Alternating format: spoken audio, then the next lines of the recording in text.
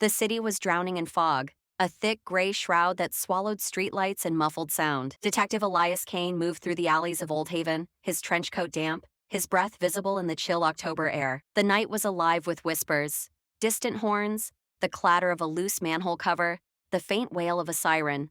But Elias's focus was singular, the killer known as the Wraith. For weeks, the Wraith had haunted Old Haven, leaving bodies in the fog like offerings to some forgotten god.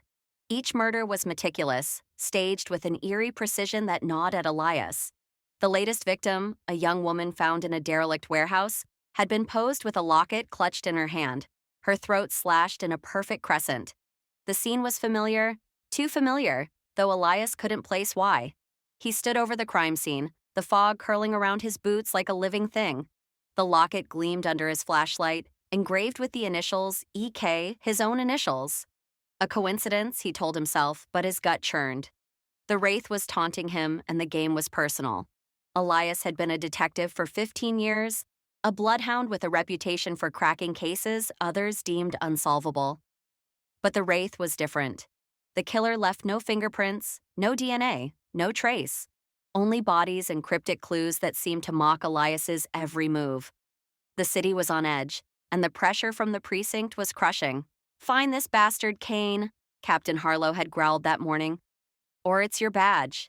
Back at his apartment, Elias pored over case files, the walls plastered with crime scene photos and newspaper clippings. The victims, a librarian, a cab driver, a school teacher, now the warehouse girl. Each murder echoed something deep in his memory, like a song he'd forgotten the words to. He rubbed his temples, the headache that had plagued him for weeks pulsing harder. Sleep was a luxury he couldn't afford. The next night, the fog was thicker, the city a labyrinth of shadows. A new lead came through, a witness claiming to have seen a cloaked figure near the docks. Elias arrived alone, his service pistol heavy in his hand. The docks were a maze of rusted cranes and abandoned shipping containers, the air thick with salt and decay. He moved silently, guided by instinct, until he saw it. A silhouette in the fog, fleeting, like smoke slipping through fingers. "Stop!" Elias shouted, his voice swallowed by the mist. The figure vanished, but a faint, metallic clink drew him to a crate. Inside, another body. A man, mid-40s, his eyes wide in death. A single playing card tucked into his coat pocket. The ace of spades. Elias's heart stopped. He knew this scene. Years ago, in his first year on the force, he'd worked a case just like it. A gambler found dead with the same card. The case was unsolved, buried in the archives. How could the Wraith know? The realization hit like a freight train. The murders weren't random. They were recreations, perfect replicas of cases Elias had failed to solve. The librarian with a book pinned to her chest, case from '09. The cab driver with a map folded in his hand, 12.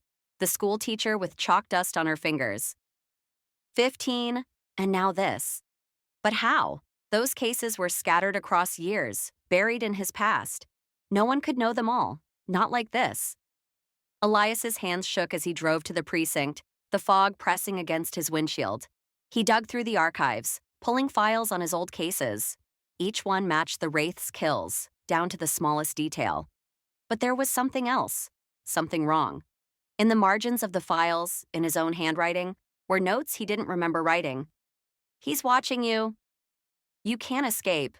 This is your fault." His phone buzzed, a text from an unknown number.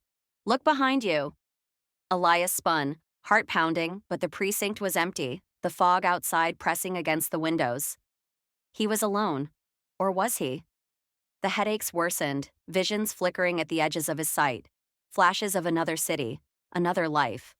In them, he saw himself, but different. Younger, sharper, wearing a suit instead of a trench coat, solving cases in a place that wasn't Old Haven. The visions felt real, like memories, but they couldn't be. He wasn't that man. Was he? Desperate, Elias tracked the next clue to an abandoned theater, its marquee letters dangling like broken teeth. The fog was impenetrable now, the city a ghost of itself.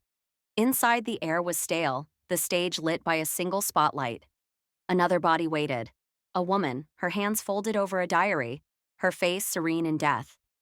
Elias recognized her instantly. Clara, his fiancée from years ago, who'd vanished after a fight he could barely recall. The diary was his, filled with entries in his handwriting, but the words were foreign. I failed her. I failed them all. The wraith is me. His knees buckled. The vision surged. Another Elias, another life, where he was the killer, not the detective. A parallel world, where he'd snapped, where guilt over unsolved cases had twisted him into something monstrous. The wraith wasn't a stranger. It was him, or a version of him, bleeding across realities, recreating his failures to punish him. Elias stumbled outside, the fog choking him. He saw the wraith now, standing at the edge of the street, its cloak blending with the mist. But it wasn't a cloak. It was his trench coat. The face beneath the hood was his own. Older, hollow-eyed, smiling faintly. "You can't run from yourself," it whispered, voice echoing in his skull. He fired his gun, the shot swallowed by the fog. The wraith was gone, but the city seemed to shift, buildings warping, streets bending. The visions were stronger now, pulling him into that other life. He saw Clara's death. Not a disappearance, but a murder, his hands around her throat. He saw the librarian, the cab driver, the school teacher, all killed by him in that other world, their deaths seeping into this one. Elias ran, the fog closing in, his reflection flickering in every window. Sometimes him, sometimes the wraith. He reached the pier, the ocean roaring beyond the mist. The truth was clear now. The wraith wasn't just recreating his cases. It was forcing him to relive them, to confront the guilt he'd buried. But why? Was this reality bleeding into another, or was he losing his mind? A final vision hit. The other Elias, standing on this same pier, holding the locket from the warehouse. "You can end it," the other Elias said. "Join me or destroy me." Elias raised his gun, aiming at the figure in the fog. But as he pulled the trigger, he felt the bullet tear through his own chest. He collapsed, blood pooling beneath him, the fog swallowing the world. The locket fell from his hand, its engraving glinting. EK. The last thing he saw was the wraith. No, himself, walking away, dissolving into the mist. The next morning, the fog lifted. A new detective arrived at the pier, called to a body found in the night. Elias Kane, shot through the heart, a locket in his hand. The case was marked unsolved, filed away with the others. In Old Haven, the fog would return, and with it, whispers of the wraith. But for now, the city was silent, waiting for the next shadow to emerge.